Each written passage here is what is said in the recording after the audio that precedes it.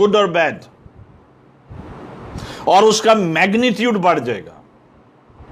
मिसाल के तौर पर 6 अरब आबादी है और या चर्च की जितनी भी चर्च की पॉपुलेशन है, the majority people will be affected by these two wrong things. एक और कंफ्यूजन जो पैदा की जा रही है आजकल कि ये वैक्सीनेशन ना लगाएं, ये चिप ना लगाएं, ये ऐसे ना करें, ये हवान की छाप है, आपने ये चिप नहीं लेनी है। So let me tell you, जो प्री ट्रिबुलेशनिस्ट हैं, जो ये ईमान रखते हैं कलीसिया दुखों से पहले उठा ली जाएगी, अगर आप प्री ट्रिब हैं, आप ये ईमान रखते हैं, and we honour your faith कि मसीह की आने से पहले कलीसिया उठा ली जाएगी, ओके दैट्स फाइन। तो फिर आपको चिप से डरने की जरूरत क्या है? फिर आपको वैक्सीनेशन से डर, आपने तो होना ही नहीं है इधर। ये चिप तो मुखालफे मसीह की जो चिप है, ये तो तब लगेगी जब वो आएगा।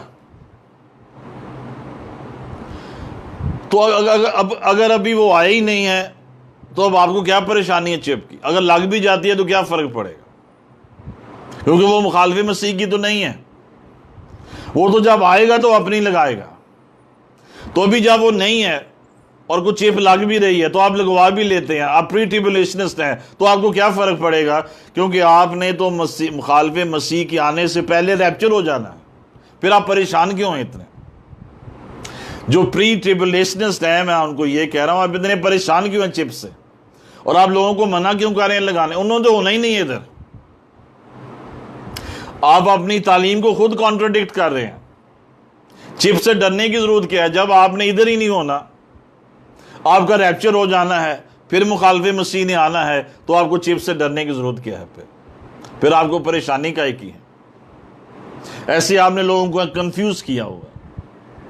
सो इन चीज़ों का भी और आगे देखेंगे। आज जितना टाइम है हम कवर करेंगे, और फिर बहुत सी बातें हम लेटर ऑन भी, मे बी थर्सडे को भी I will be taking another meeting regarding the second coming, ताकि हम इससे एक वाइडर जो एक तालीम है इसको हम जल्द ख़त्म कर सकें।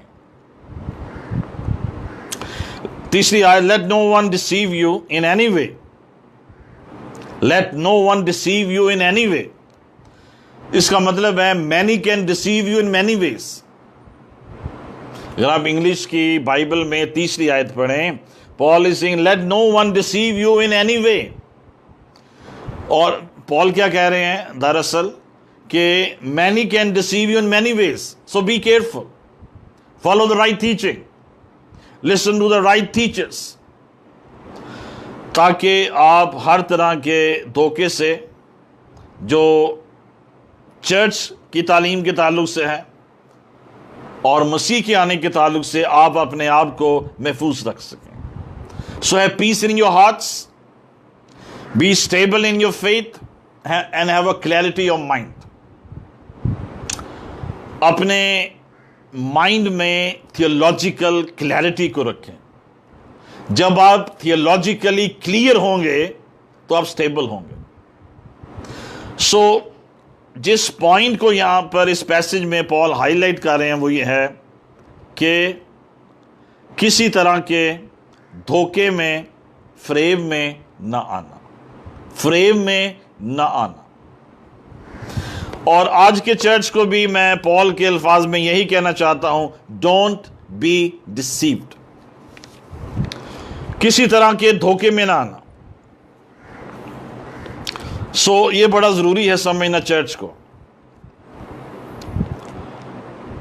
Because deceit is the root of mental and emotional disturbance.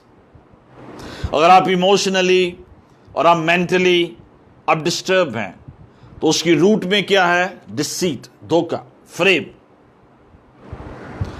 So deceit bounds, truth liberates. फ्रेब जो है ये बांध देता है, कंफ्यूज कर देता है, डिस्टर्ब कर देता है, लेकिन सच्चाई जो है वो आजाद करती है। इसलिए जॉन 10:10 में खुदा ने कहा कि मैं इसलिए आया ताकि तुम जिंदगी पाओ, तुम कसरत की जिंदगी पाओ, और आगे चलकर तुम सच्चाई को जानोगे और सच्चाई तुम्हें आजाद करेगी। When we believe a deceit, a lie, हमारा जो faith है that is shaken, then our faith is shaken. If we believe a lie or a deceit, our faith is shaken, और हम अपनी स्पेशली जो खादम हैं, we start living unworthy of our callings. So Paul is saying, live worthy to your calling. अपने बुलाए जाने के मुताबिक जिंदगी बसर करो। Your character must match your calling. When a person lives in deceit, जब एक खादम सच्चाई पे नहीं चलता है और वो झूठ को सच समझ लेता है, तो वो अपनी कॉलिंग के अनवर्दी लाइफस्टाइल में चला, यानी वो काम करने शुरू कर देता है जो उसकी कॉलिंग इजाजत नहीं देती है या बाइबल अलाउ नहीं करती है कि वो इस किस्म की जिंदगी बसर करे। So Paul is giving them a good dose of theology, a good dose of truth. पौलुस रसूल उनको इल्म इलाहियात और सच्चाई का एक बड़ा डोज दे रहा है। मे बी 1000 mg की गोलियां दे रहा है, to dislodge the deceit in their minds and in their hearts. देखें, बात को समझना है। चर्च में जो फ्रेब आ चुका है, सुपर ग्रेस, चीप ग्रेस, जो कुछ मर्जी कर लें खुदा माफ कर देगा, जब भी माफी मांगेंगे माफी मिल जाएगी, जो मर्जी गुनाह करते रहे आसमान की बादशाही में दाखिल हो जाएंगे। Steel money, lie, cylinder, what ever nonsense, आखिर में तो हमने बच जाना है। नशा करते रहें, पैसे चोरी करते रहें, झूठ बोलते रहें, जैसी मर्जी जिंदगी बसर करें, हमने आसमान की बादशाही में दाखिल हो जाना है। Let me tell you, to dislodge any deceit that has taken ground in the heart and in the mind of a believer, you need to give him a good dose of theology, a heavy dose. ऐसे काम करने वाले खुदा की बादशाहत में दाखिल ना होंगे। गलेशियंस में लिखा है, मुकाशफे की किताब में लिखा है, you need to take a heavy dose of those Bible verses and theology, ताकि आप उसकी अपनी उस गलत तालीम से बाहर निकल सकें। सो पौलुस रसूल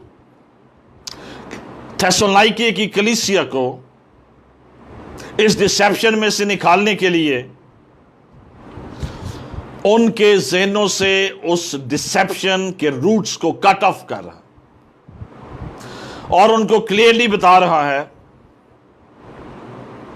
कि खुदावंद का दिन नहीं आएगा जब तक पहले ये दो वाकयात जो हैं ये दुनिया में नजर या दुनिया में मौजूद होंगे। They will be there. So तुम्हें इसलिए घबराने की जरूरत नहीं है।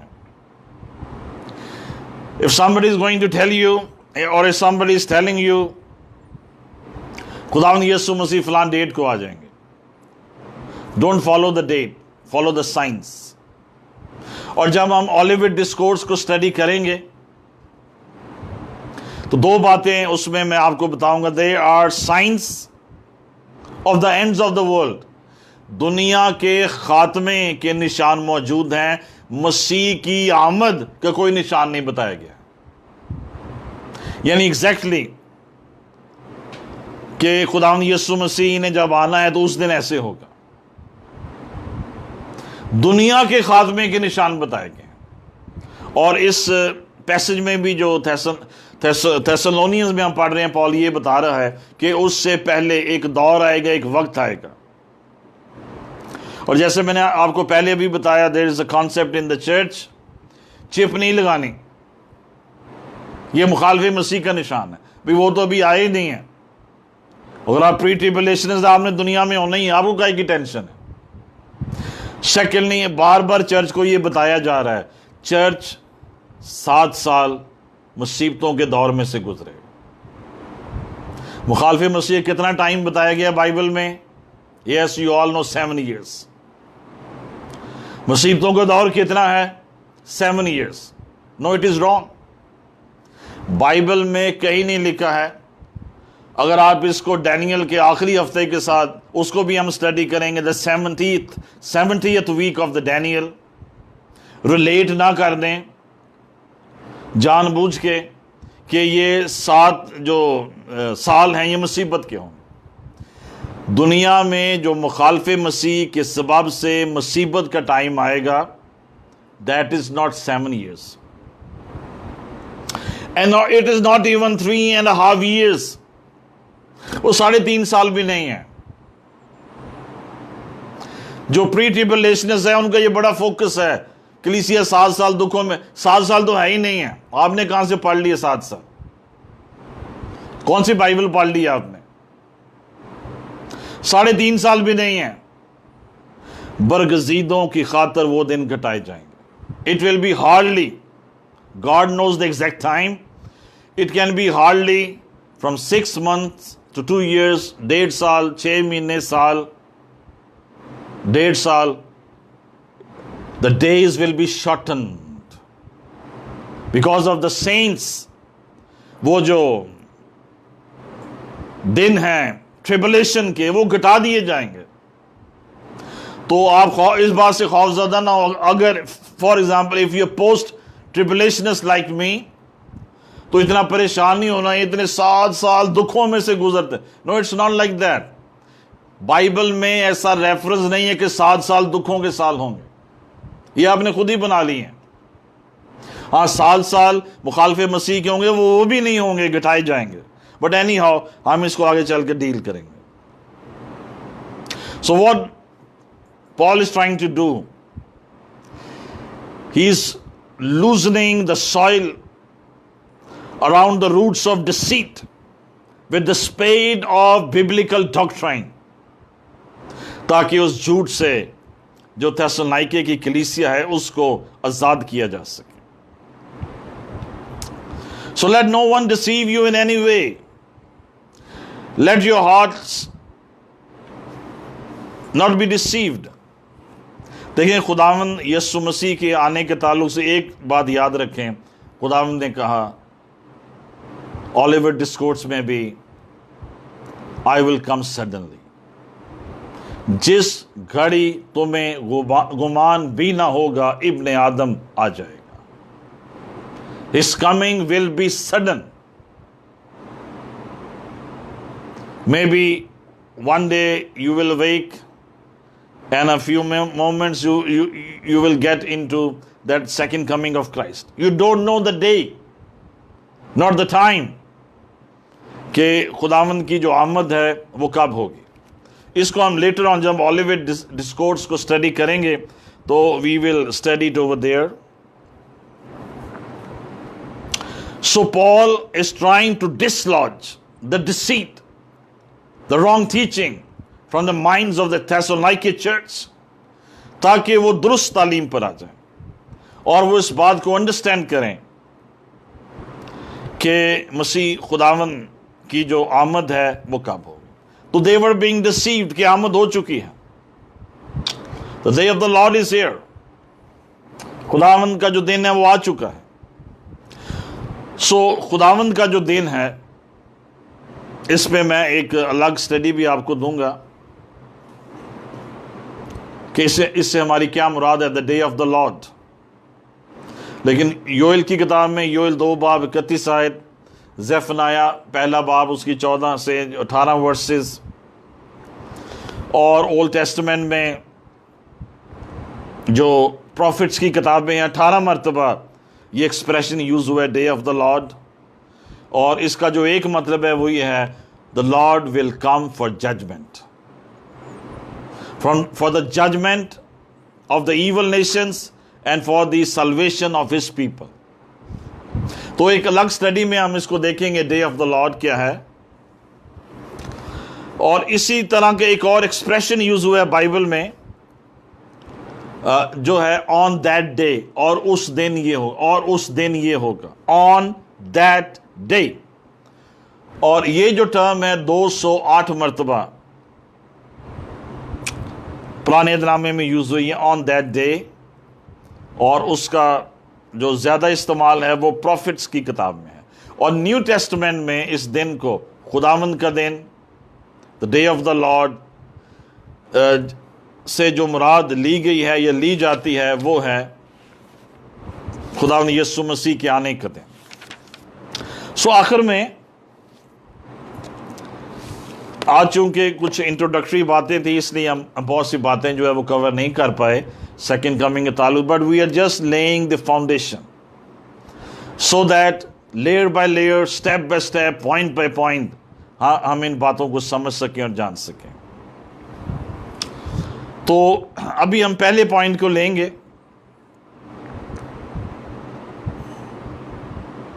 चौथी आयत से 12वीं आयत तक पौलुस रसूल इन दोनों बातों की वजाहत बयान करते हैं कि जो गुनाह का फर्जंद है उसकी जो पेरेंट्स है, और जो चर्च की जो डिसेप्शन है, डिसेप्शन में जाएगा वो क्या है। और 6 बातें वो यहाँ पर हमें एंटी क्राइस्ट के ताल्लुक से बताते हैं, मुखालिफ मसीह के ताल्लुक से, जो हम नेक्स्ट टाइम स्टडी करेंगे नेक्स्ट संडे। लेकिन आखिर में जो हम बात देखेंगे वो ये है, पौलुस रसूल चौथी आयत से ऑनवर्ड, चौथी आयत से लेकर 9वीं आयत तक, अगर अब इस पैसेज को सर्कल कर लें या निशान लगा लें। So from verse 4 to 9 Paul is teaching about the coming of antichrist, या जिसको वो कहते हैं गुनाह का शख्स। He is describing that person. So वो ये कहते हैं कि पहले चर्च में बरगश्तगी होगी, दुनिया में गुनाह का शख्स होगा, और नंबर 3 फिर आमदसानी होगी। वो जो आमदसानी की जो सीक्वेंस है, जो डिटेल्स हैं, इसको इस तौर से देखते हैं। सो अब आखिर में हम देखेंगे आमदसानी के ताल्लुक से, रैप्चर के ताल्लुक से, कलीसिया के उठाए जाने के ताल्लुक से चर्च में 2 बुनियादी जो तालीमात है वो मौजूद हैं। प्री ट्रिबुलेशन, दुखों से पहले कलीसिया उठाई जाएगी। पोस्ट ट्रिबुलेशन, दुखों के बाद कलीसिया उठाई जाएगी। So I am a post tribulationist. Why? Because Paul is a post tribulationist. दुनिया की जो सेमिनरीज हैं बाइबल की और जो यूनिवर्सिटीज हैं, उनमें से 2-3 के अलावा एस्केटोलॉजी पे जो तालीम दी जाती है वो सब पोस्ट ट्रिबुलेशन है। जो लोग प्री ट्रिबुलेशन पर ईमान रखते हैं, we respect their thoughts and their faith. कई लोग कहते हैं इससे क्या फर्क पड़ता है, पहले उठा ली जाए, दरमियान में उठा ली जाए, बाद में उठा ली, इससे क्या फर्क पड़ता है। लेकिन मैं ये कहता हूं इससे फर्क पड़ता है। जब आप ये कहते हैं इससे क्या फर्क पड़ता है, ये एक सोच है।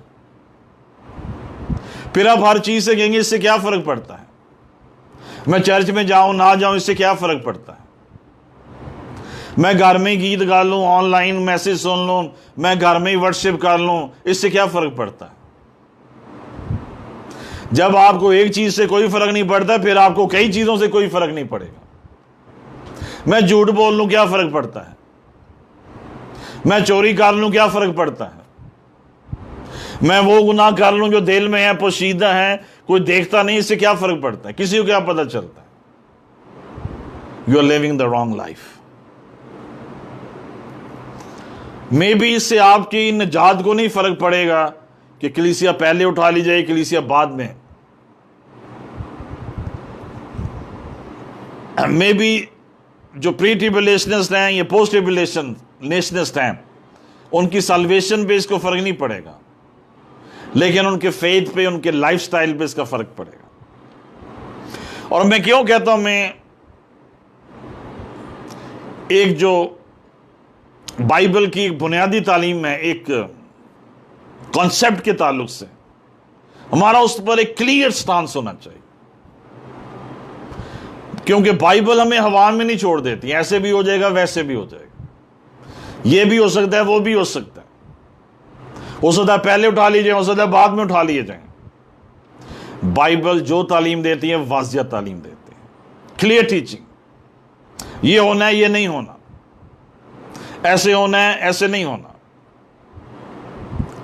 सो जो प्री ट्रिबुलेशनिस्ट हैं और जो एवेंजेलिक चर्च का एक बड़ा लार्जर हिस्सा है, और पेंटिकॉस्टल चर्चेस में भी, वो ये ईमान रखते हैं कि मसीह की आमद सानी से पहले या आने से पहले कलीसिया उठा ली जाएगी, और वो 7 साल ऊपर ज़ियाफत में होगी, नीचे 7 साल दुनिया जो है वो दुखों में से या मुसीबतों में से गुजरेगी, और उसके बाद खुदावंद यीशु मसीह आएंगे और हम उनके साथ वापस आएंगे, और फिर दुनिया पर खुदावंद यीशु मसीह की 1000 साल बादशाह जो है वो कायम हो जाएगी। Well, these are the pre tribulationist, good for them. लेकिन as far as this passage is concerned, पौलुस रसूल ने ऐसा कोई इंडिकेशन नहीं दिया प्री ट्रिबुलेशन का, ना सिर्फ इस पैसेज में बल्कि पॉल के किसी भी राइटिंग में कोई ऐसा आप अपनी मर्जी से तफसीर को मोड़ दें तो वो आपकी महारत होगी, प्लेन टेक्स्ट जो है वो नहीं बता रहा। सो देखें, क्लियर सी बात मैं आपको बताता हूं, rapture is a big event in the church. Whenever it happens, pre, mid, post, whatever, it's a main event in the church. जैसे मसीह का आना, पैदाइश एक मेन इवेंट है, साउथ फरमाना एक मेन इवेंट है, डेफिनेटली क्रूसिफिक्शन, अदर थिंग्स, उसकी second coming एक मेन इवेंट है, तो रैप्चर भी एक मेन इवेंट है। तो अब पॉल जैसे क्लास के स्कॉलर से ये एक्सपेक्ट नहीं करेंगे, नहीं कर सकते हैं कि जब वो आमदे सानी की लिस्ट बना रहा है तो वो रैप्चर को मिस करते, और वो ये कहेगा, यानी पॉल ने ऐसे क्यों नहीं कहा। देखें, चर्च को, थेसलोनिके के चर्च को वो ये क्यों नहीं कह रहा, मेरे बच्चों को बनाने की जरूरत नहीं है, मैं तुम्हें मसीह के आने का सीक्वेंस बताता हूं। नंबर 1 बरगश्तगी, number 2 the man of lawlessness, number 3 rapture, बल्कि रैप्चर को वो ऊपर ले जाएगा। If Paul is a pre-tribulationist, तो वो ये कहेगा, बच्चों सुनो मेरी बात को, मसीह के आने का ये सीक्वेंस है, नंबर 1 बरगश्तगी, नंबर 2 रैप्चर हो जाएगा, नंबर 3 गुनाह का शख्स जाहिर होगा, नंबर 4 मसीह की आमद हो। लेकिन पॉल ने ये सीक्वेंस नहीं बिल्डअप किया। पॉल क्या कह रहा है, बरगश्तगी, गुनाह का शख्स। एंड वेरी इंटरेस्टिंगली, पॉल उनको यह कह सकता था, तुम क्यों घबरा रहे हो कि मसीह की आमद हो गई है, the day of the Lord is come, घबराने की जरूरत नहीं है, अभी तो हम जमीन पर हैं। पॉल ये कहता है, मैं भी जमीन पर हूं, तुम भी जमीन पर हो, तो हाउ कैन जीसस कम, हमारा तो रैप्चर हो जाना पहले, यानी इससे पहले कि बरगश्तगी आए और इससे पहले कि एंटी क्राइस्ट आए, पॉल थेसलोनिके को चर्च को कह सकता था, तुम्हें घबराने की जरूरत नहीं है कि मसीह का दिन आ गया है, यह सेकंड कमिंग हो गई है, क्योंकि ना तुमने इधर होना है ना मैंने इधर होना है, तो तुम क्यों परेशान हो रहे हो, तुम क्यों घबरा रहे हो? और वो इतनी डिटेल्स क्यों बता रहा है मुखालफे में? जब चर्च ने मुखालफे मसीह को देखना ही नहीं है, उसको फेस ही नहीं करना है, उस दौर में से गुजरना ही नहीं है, तो हमने उसको पहचान के करना क्या फिर? अगर हम प्री ट्रिब्यूलेशन, हम तो पहले ही आसमान पर हैं। सो पॉल ने इस लेटर में भी और फर्स्ट थेसलोनियंस में भी बड़ी क्लियरली ये बातें बताई हैं कि this is not the sequence. अगर पॉल जो है वो प्री ट्रिब्यूलेशनिस्ट होता तो वो बड़े आराम से ये सारी बातें कह देता।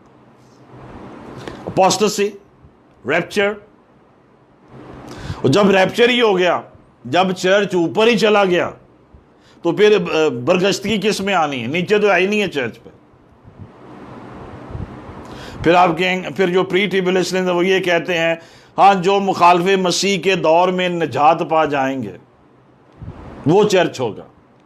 वे इसका कोई रेफरेंस तो दे दें, कोई आयत किसी बाइबल की किसी किताब में से तो निकाल लाएं, 66 किताबों में से कोई आयत तो निकाल लाएं कि मुखालफे मसीह के दौर में एक नया चर्च होगा। जब रिस्ट्रेनर ही उठ गया आपके मुताबिक, पाक रूह जो रिस्ट्रेन कर रहा है वो ही चला गया, तो चर्च कैसे होगा जमीन? चले होगा भी, हो सकता है, कोई रेफरेंस तो दें आप। सम पीपल से तूफान से पहले नूह कश्ती में चला गया, खुदा ने उसको बचा लिया। तो इसी तरह से मुखालिफ मसीह के आने से पहले चर्च उठा लिया जाएगा। आप एक वाक्य को दूसरे वाक्य के साथ रिलेट करके उसकी तफसीर नहीं कर सकते। पैसेज में से लें, एक्सपोजिटरी टीचिंग से हमें ये बताएं, एक्सपोज करें किसी पैसेज को कि यहां पे हमें प्री ट्रिब्यूलेशन नजर आती है। तकरीबन ये जो व्यू है पॉपुलराइज हुआ है तकरीबन 200 पिछले जो साल हैं, और इसमें जो सबसे ज्यादा कंट्रीब्यूशन है वो स्कूफील्ड रेफरेंस बाइबल का है। स्कूफील्ड ने जो अपनी, इसलिए मैं मना करता हूं अपने बाइबल डेक्स की बाइबल ना पढ़ें और स्कूफील्ड की रेफरेंस बाइबल या स्टडी बाइबल ना पढ़ें। जब किसी की कोई एक तालीम वीक होती है तो उसकी कई तालीमात वीक हो सकती हैं। सबसे ज्यादा इसको प्रमोट किया स्कूफील्ड ने, क्योंकि वो एक बाइबल स्कॉलर था, तो लोगों ने उसकी बाइबल को नोट्स को फॉलो करना शुरू कर दिया। लेकिन जैसे मैं आज भी कह रहा हूं, सेमिनरीज में, दुनिया मेजॉरिटी सेमिनरीज में ये नहीं पढ़ाया जाता पोस्ट ट्रिब्यूलेशन, प्री ट्रिब्यूलेशन। और फिर इसको बड़ा प्रमोट किया हॉल लिंडसे ने। अभी भी जो हॉल लिंडसे को देखते हैं, जानते हैं उसके बारे में, but let me tell you, ये हॉल लिंडसे ने एक बड़ा डिजास्टर किया कि उसने चर्च को ये बड़ी एक स्टनिंग सी तालीम दे दी। और उसकी जो पहली किताब आई, the late great planet earth, इसने ये डिसेप्शन के जो बीज हैं बहुत ज्यादा ज़हनों में बोए हैं। और अगर आप वो किताब पढ़ें, उसका पहला एडिशन मैंने 1982 में कनाडा से मंगवाया था, वो आज भी कॉपी मेरे पास मौजूद, the late great planet earth. और उसने बड़े कन्विंसिंग वे में उसमें ये लिखा है कि 1988 में रैप्चर हो जाएगा, 88 में रैप्चर हो जाएगा। और 30 साल से में भी ज्यादा अरसा गुजर गया शायद इस बात को, या जितने भी साल हो गए हैं, the rapture is still not there. तो इस तालीम को जो प्री ट्रिब्यूलेशन की है फैलाने में और भी बड़े कंट्रीब्यूटर्स हैं, लेकिन स्कूफील्ड ने बड़ा इंजेक्टिंग रोल इसमें प्ले किया है, और फिर हॉल लिंडसे ने। और 82 में जब मैंने इसकी किताब पढ़ी, बड़ा मुश्किल था उस वक्त इन किताबों को लेना, मंगवाना, कोई अमेज़ॉन उस वक्त वसाइल नहीं थे, resources, and I was very much charged by that book. मैंने फेसबुक पे एक कोट को लिखा आमदे सानी, तो किसी बच्चे ने नीचे लिखा कि पास्टर साहब आप जानते हैं कि जो मुकाशफे की तफसीर है उसमें कलर्स भी हैं, नंबर्स भी हैं, तो मैंने उसको जवाब नहीं दिया। मैंने ये दिल में सोचा इस बच्चे की उतनी उम्र नहीं है जितनी मेरी उम्र हो गई है मुकाशफे की किताब को स्टडी करते हो। Yes I know, numbers are there, colors are there, metals are there, stones are there, वो सारी इंटरप्रिटेशन में आई अंडरस्टैंड दोज थिंग्स। मैं आज से नहीं पढ़ रहा, मैं 40 साल हो गए हैं मुझे सेकंड कमिंग को स्टडी करते हुए, और लेट 80s में मैंने एक पूरी किताब लिखी थी second coming, but the Lord told me don't send it for printing, so I have stopped it. So anyhow I am a student of eschatology and I am learning from it. So Hall Lindsey, Schofield और ऐसे लोगों ने ये जो pre tribulation है इसको buildup किया है, कॉन्सेप्ट्स बिल्डअप किए हैं। दूसरी और आखिरी बात, and then we will continue next time, post tribulation.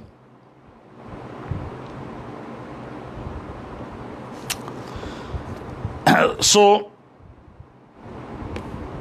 कुछ बातें हमने ऑलरेडी कवर कर ली और नेक्स्ट टाइम हम चौथी आयत से लेकर जो 12वीं आयत है, the happenings in the end times, हम उसको देखेंगे। लेकिन चंद एक बातें जो पोस्ट ट्रिबुलेशन के ताल्लुक से हैं, जो पौलुस रसूल हमें बता रहे हैं, वो ये है कि these two things will be happen. Church में बरगश्तगी आएगी। नंबर 2, दुनिया में मुखालिफ मसीह आएगा, और जब ये चीज़ें अपने क्लाइमेक्स पे पहुंचेंगी, खुदावंद यीशु मसीह आएगा। और डेफिनेटली मुखालिफ मसीह जब ज़ाहिर होगा तो उसके बाद उसका एक टाइम पीरियड फिक्स्ड है। मैक्सिमम टाइम जो है वो 7 ईयर्स है, लेकिन वो मैक्सिमम तक नहीं पहुंचेगा। सो ये 2 इंडिकेटर्स हैं जो दिए गए हैं। और जब पॉल ये कह रहे हैं कि चर्च में बरगश्तगी आएगी, तो इसका मतलब है चर्च ज़मीन पे होगा मुखालिफ मसीह के दौर में, चर्च भी होगा, मुखालिफ मसीह भी होगा। The church will be there and the man of lawlessness will be there, they will coexist. और उसके बाद खुदावंद का जो दिन है वो आएगा। और जैसे मैंने पहले कहा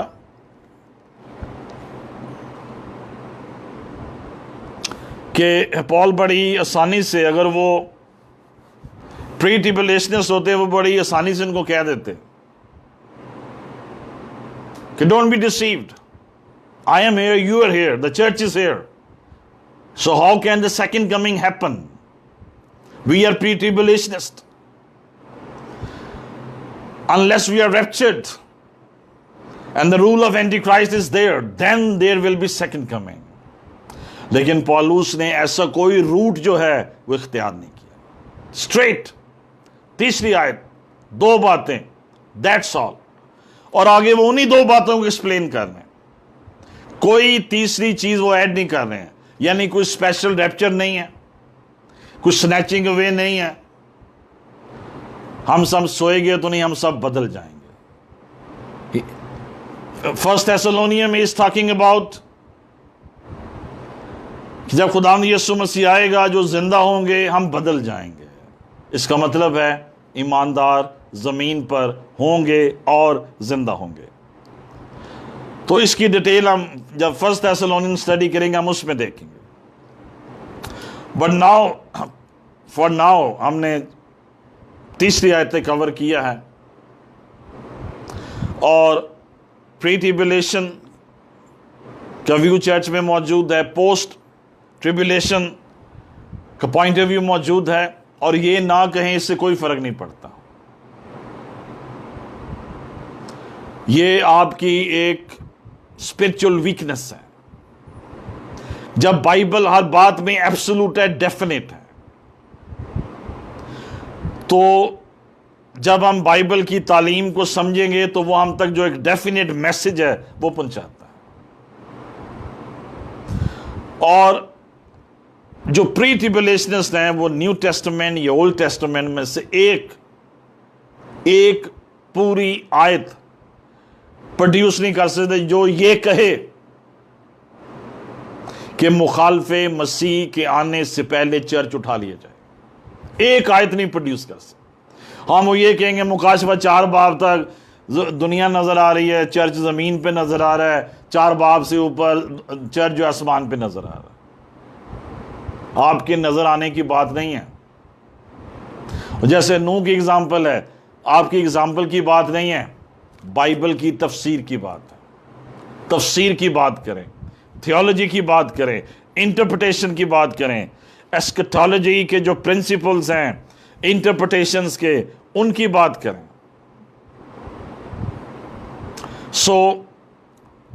इस टीचिंग का मकसद अपने ईमान को स्ट्रेंथन करना है, स्टेबलाइज करना है, दूसरी आमद के लिए अपने आप को तैयार करना है, एंड अंडरस्टैंड